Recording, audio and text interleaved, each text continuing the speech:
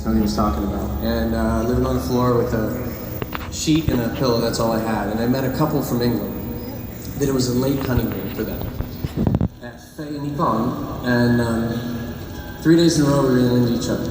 And by the third day they said, "Can we get a coffee with you? We're going to talk to you about being a starving actor." I said, "Sure."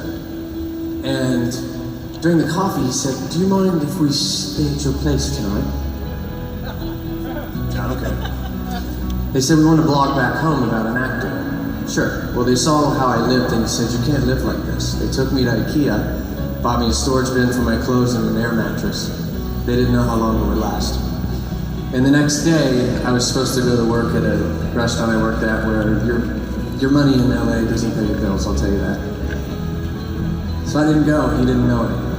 I didn't go to work knowing I would get fired, and we went and we had drinks on the beach and talked like men. He said, "I want to be able to bar someday," and I said, "Well, for the air mattress, someday I'll pay you back, I'll come to that bar." And we hugged, and I could see in his eyes, he thought, "That's the last time I'll see that starving actor." Well, fast forward, I moved to Denver, I met Blake, and Blake said, "What are things in your life that you would want to achieve with money?" And that was one of them.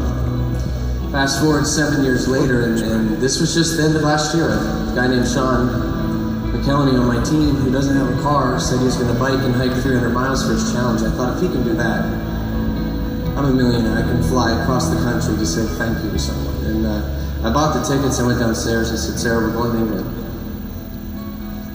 The crazy part was, we ended up going on the weekend of his surprise 40th. And to walk in there, and to him to turn and see, guys, 7 years has gone by. He has 2 kids. I have 1 at that point. And he turns and he goes, "Oh my God." And that night we shared stories, we went to the beach, we saw a whole new country.